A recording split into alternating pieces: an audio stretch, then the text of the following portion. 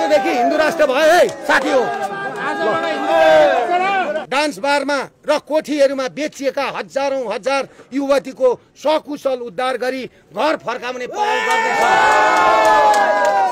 केटाले केटालाई बिहा गर्ने, केटीले केटीलाई बिहा गर्ने एलजीबीटीक्यू भन्छ अरे। त्यो रामजानकी मन्दिरको लिगेसी कहाँ छ?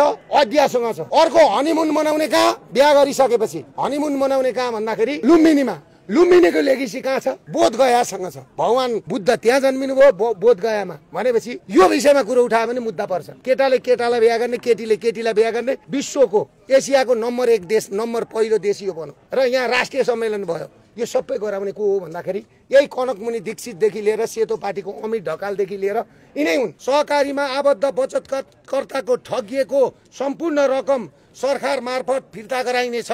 देशमा भ्रष्टाचार गर्ने पुराना दलका नेतालाई साथ दिने बिचौलिया दलाल तस्कर व्यापारीहरूको सम्पत्ति छानबिन गरी विदेशमा लुकाइराखेको सम्पत्ति फिर्ता ल्याई गरिब नेपालीको ऋण तिरिनेछ।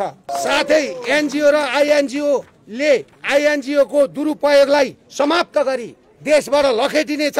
स्वाभिमानी आत्मनिर्भर र भरपर्दो शासन प्रणाली र भरपर्दो नेपाल र नेपाली स्थापना गरिनेछ। त्यो एकता अन्तर्राष्ट्रिय सम्बन्ध सबै छिमेकी राष्ट्रहरूसँग भाइचारा स्नेह र मित्रवशको सम्बन्ध कायम गरी हाम्रो भूमि कुनै पनि छिमेकी विरुद्ध प्रयोग हुन दिने छैन।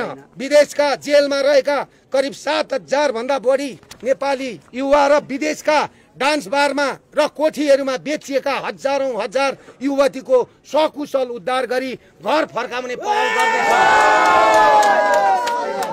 नेपाली सेना, सशस्त्र प्रहरी, नेपाल प्रहरी, राष्ट्र सेवक कर्मचारी र शिक्षकहरूको मासिक तलब भत्ता न्यूनतम रु 1 लाख कायम गरिनेछ।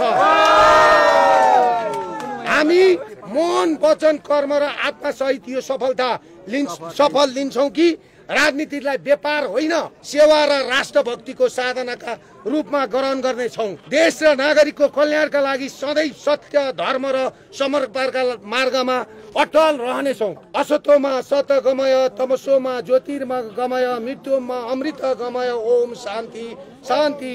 जय श्री पशुपतिनाथ। पशुपतिनाथ की, पशुपतिनाथ की, आराध्य भगवान पशुपतिनाथ की, हिन्दू राष्ट्र नेपाल, हिन्दू राष्ट्र नेपाल की। अब आजदेखि हिन्दू राष्ट्र भयो है साथी हो।